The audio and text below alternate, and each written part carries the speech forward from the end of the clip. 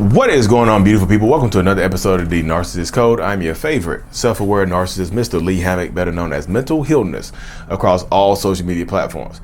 If this is your first time seeing my face or hearing my voice, I'm a diagnosed narcissist, and I use my platform on social media to raise awareness for NPD, get more people into therapy like myself, and then validate the victims, survivors, and thrivers of said disorder, said toxic people, said toxic traits, all the other good stuff, y'all. Today's episode is going to be about why you never know what version of the narcissist you're going to get. You never know. Everybody gets a different version of the narcissist. And that's one of the scariest things about dealing with narcissists. That's one of the telltale signs that you are or have been in a toxic relationship or grew up in a toxic household, because it's not always about intimate relationships. It could be that you grew up in a toxic household, a toxic partnership, a toxic anything. You see what I'm saying? It's just possible. Like, this is one of the telltale signs that you don't know that which version you're going to get. Let me paint you a scenario right here. I'm going to paint you a picture. Close your eyes real quick. Not if you're driving. If you're driving, don't close your eyes. But if you're sitting down, close your eyes real quick. Just imagine. Think about the toxic person in your life. It could be your dad, could be your mom, could be your boyfriend, girlfriend, husband, wife, whatever. Boss, co-worker, whoever it is. Whatever time you're supposed to see them. Let's say it's your wife or your husband or your dad or your mom. Let's say they get off of work at 5 o'clock. 20-minute drive, account for traffic, they get home every day at 5:30, right? How do you feel? How do you feel at 12 o'clock? 12 o'clock, you have some energy. 2 o'clock, it's decent. 3 o'clock, 4 o'clock. How do you feel at 5 o'clock?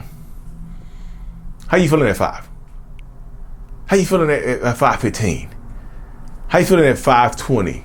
5:25? How do you feel when their car pulls into the driveway or the bus, or you see them walking around the corner or pulling their motorcycle up or riding their bike or walking? How do you feel?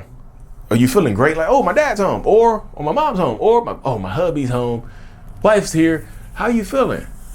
Oh, boss is coming in. Here's the boss. How are you feeling? Or are you just like, or you have a feeling in the pit of your stomach is hurting, your head is hurting, you're anxious, you're sweating. Because you don't know what version of the person who's going to walk through that door. I truly believe that narcissistic people, this is my own thoughts, y'all, that narcissistic people have limited emotional capacity. Though that's my belief right there. That narcissistic people have limited emotional capacity and they don't have enough to go around, y'all. And we don't know how to express our emotions correctly, and we don't have enough going around, so we just pass it around like that. You know what I mean? So we go out into the work world or the real world, and we come home, we might have expended all of our emotional energy. So we have none left when we come home. So typically, you're going to get a different version that everybody else in the world got. Typically, the person who's walking through that door is going to be a bad person towards you. Might have been good to everybody else. Might have been the head salesman or the lead sales lady, whatever. But they come home. They treat you like you're the red-headed stepchild or whatever. They treat you like you don't mean anything to them. They might give their last little bit of emotional energy to your dog or your cat or your kids or whoever, but they ignore you. You just never know what version of the narcissist you're going to get, y'all. You just don't. And because narcissistic people like myself, we have limited emotional capacity. We can't take in a lot, y'all. That's why so many people we can't take in a lot of emotional stuff. It's just too much. The world becomes too much sometimes. People become too much sometimes. Just talking and yapping and just sharing your life and your pain, your love, your triumphs, your deficits, sharing every single thing. It becomes so much that it wears me down, and I don't want to interact anymore. So I go home, and the people who are closest to you get it the worst. You don't know. And they're not gonna always, like I said, the person walking through the door, they could treat you good sometimes. They could come home bearing gifts. They might have had a great day out there in the real world and just come home in a good mood and treat you well. You're happy then, but tomorrow they might be the exact opposite. You see what I'm saying? You might go to work one day, your boss is cool. Next day, they're the exact opposite. They're just gaslighting you, they're manipulating you, threatening to fire you. They blaming you for stuff that they've done wrong. It's just not boyfriend, girlfriend, husband, wife. It could be your parent. Your dad comes home, one day he hugs you, tell you he's proud of you, the next day he's trying to beat your ass with a belt. For the same, nothing's changed. You haven't done anything wrong. They just come home and take it out on you. Like, what? Get the hell out of here. narcissistic people have trouble regulating our emotions, y'all. It is so hard. And the easiest emotion that we have to express is going to be rage a lot of times, y'all. It's going to be rage. We're going to be mad a lot of the time. Just keep it high with you. We're going to be angry a lot of the time. Just keep it in 100 with you. Keep it, what people say, keep it into the stack. Keep it into the stack with you, you know? But that's typically how it goes though, y'all. So if you're dealing with a narcissist, toxic person, whoever, whatever, wherever, this is what you're going to get. This is who you're going to get. You know what I mean? Baby steps in the right direction can help you. Like I said, you have to take baby steps. What can we do to mitigate this? What can we do to control the person that's walking through the door? What can we do to help it, to save it? I'm just saying, like, y'all, everybody's going to be different in this dynamic, y'all. You have to learn the nuances of your person. You have to learn how they behave, how they react, what they're thinking, how was the day at work or whatever, how was the day at school, how was the day at home before they come to work, y'all. There's so many moving pieces. You have to learn and study this person. And a lot of times they condition you to stay out of their way, you know, and they're conditioning you to stay out of their way. Don't ask me. I just got home. Don't ask me nothing.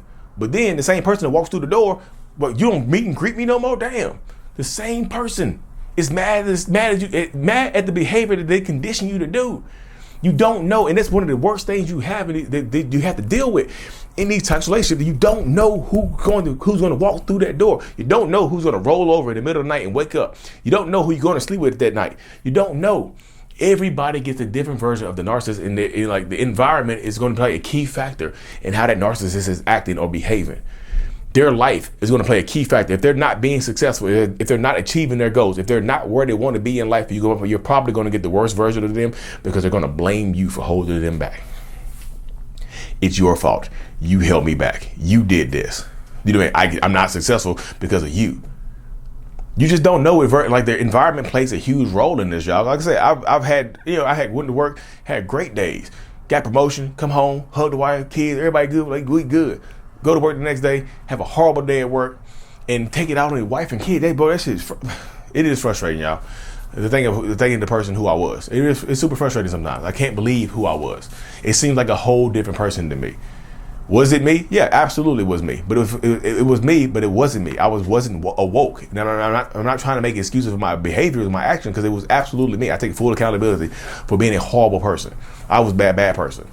I wasn't 100% bad, but I was a bad person. You know what I mean? There were good times too. Like all y'all say, there were good times too. You know, but now the good way outweighs the bad. The good way just exponentially outweighs the bad. It just does, y'all.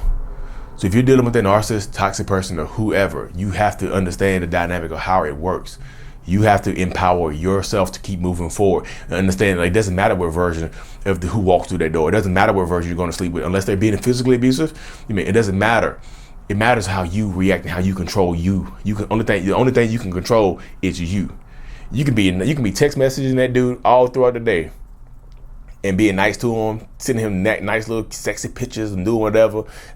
You gonna get these cheeks when you get home. Clappy clap clap. Send me all the clap emojis. You send the three clap emojis and a peach.